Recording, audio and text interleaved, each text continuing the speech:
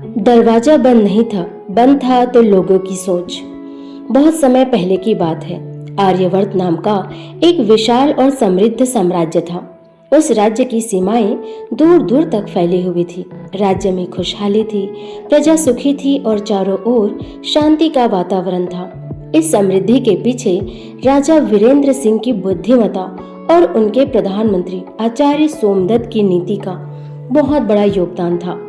आचार्य सोमदत्त केवल प्रधानमंत्री ही नहीं बल्कि राजा के सबसे विश्वसनीय मित्र और मार्गदर्शक भी थे। वे अत्यंत बुद्धिमान थे, साथ ही न्यायप्रिय और दूरदर्शी व्यक्ति भी थे। राज्य का कोई भी निर्णय उनकी सलाह के बिना नहीं लिया जाता था, लेकिन समय का नियम कोई नहीं बदल सकता। एक दिन अचानक आचार्य सोमदत्त का देहांत हो गया। पूरा राज्य शोक में डूब गया। महल में सन्नाटा छा गया। राजा वीरेंद्र सिंह अत्यंत दुखी थे।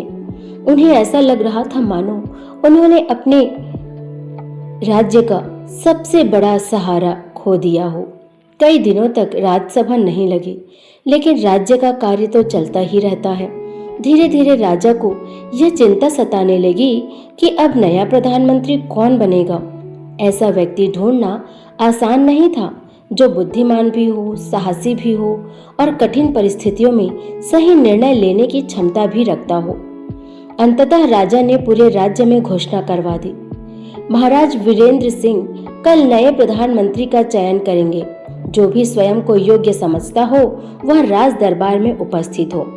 अगले ही दिन सुबह के समय से ही महल के बाहर लोगों की भीड़ लग गई। दूर दूर से विद्वान, योद्धा, मंत्री, व्यापारी और शिक्षित युवक वहां पहुंचे। हर किसी की इच्छा थी कि वह साम्राज्य का नया प्रधानमंत्री बने। राज दरबार को भव्य रूप से सजाया गया था। राजा अपने सिंहासन पर बैठे हुए थे। उनके आसपास सेनापति, राजगुरु और अन्य मंत्री उपस्थित थे। चयन की प्रक्रिया आरंभ हुई। सबसे पहले उम्मीदवारों से राज्य संचालन से जुड़े प्रश्न पूछे गए। किसी से युद्ध नीति के बारे में पूछा गया तो किसी से न्याय व्यवस्था के बारे में। कई लोग पहले ही चरण में बाहर हो गए। इसके बाद दूसरी परीक्षा हुई। उम्मीदवारों को कठिन परिस्थितियों का समाधान बताने को कहा गया। कुछ लोग घबरा गए, कुछ उत्तर नहीं दे पाए। धीरे धीरे अनेक परीक्षाओं के बाद केवल 3 युवक शेष बचे। पहला युवक अत्यंत विद्वान था, उसे शास्त्रों का बहुत ज्ञान था। दूसरा युवक बहुत तेज बोलने वाला और आत्मविश्वासी था। तीसरा युवक शांत स्वभाव का था, वह कम बोलता था लेकिन हर बात को ध्यान से समझता था। राजा तीनों को ध्यान से देख रहे थे, लेकिन उनके चेहरे पर संतोष दिखाई नहीं दे रहा था। वे अभी भी किसी योग्य व्यक्ति की तलाश में थे। अचानक राजा उठे और बोले, अब अंतिम परीक्षा होगी। तीनों युवक राजा के पीछे पीछे महल के एक पुराने हिस्से में पहुंचे। वहां एक छोटी सी कोठरी थी। राजा ने सेवक से एक बड़ा ताला मंगवाया। फिर उन्होंने तीनों युवकों से कहा, मैं तुम तीनों को इस कोठरी में बंद कर देता हूँ। जो व्यक्ति ताला खोलकर बाहर आ जाएगा वही इस राज्य का प्रधानमंत्री बनेगा। इतना कहकर राजा ने कोठरी का दरवाजा बंद किया और ताला बाहर से लगाने के बाद खिड़की से चाबी अंदर फेंक दी। कोठरी के अंदर हल्का अंधेरा था। तीनों युवक एक दूसरे का चेहरा देखने लगे। पहला युवक घबराकर बोला, यह असंभव है। हम अंदर हैं और ताला बाहर लगा है। भला बाहर का ताला अंदर से कैसे खुलेगा? उसने निराश होकर दीवार के सहारे बैठना ही उचित समझा। उसके चेहरे पर हार साफ दिखाई दे रही थी। दूसरा युवक इधर उधर टहलने लगा। वह बार बार चाबी को देखता और फिर दरवाजे की ओर। उसने कहा, मुझे यह समझ नहीं आ रहा, शायद यह परीक्षा ही असंभव है। वह सोचता रहा, लेकिन उसने कोई प्रयास नहीं किया। तीसरा युवक अब तक चुप था। उसने धीरे धीरे चारों ओर नजर डाली, फिर वह दरवाजे के पास गया। उसने ध्यान से कपाट को देखा और मन ही मन कुछ सोचने लगा।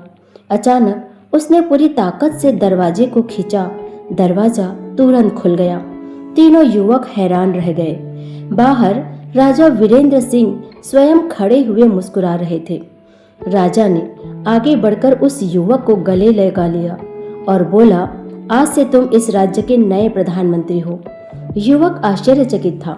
उसने बाहर निकल कर देखा तो ताला दरवाजे पर ही लटका हुआ था, लेकिन सांकल नहीं लगी थी, अर्थात दरवाजा वास्तव में बंद था ही नहीं।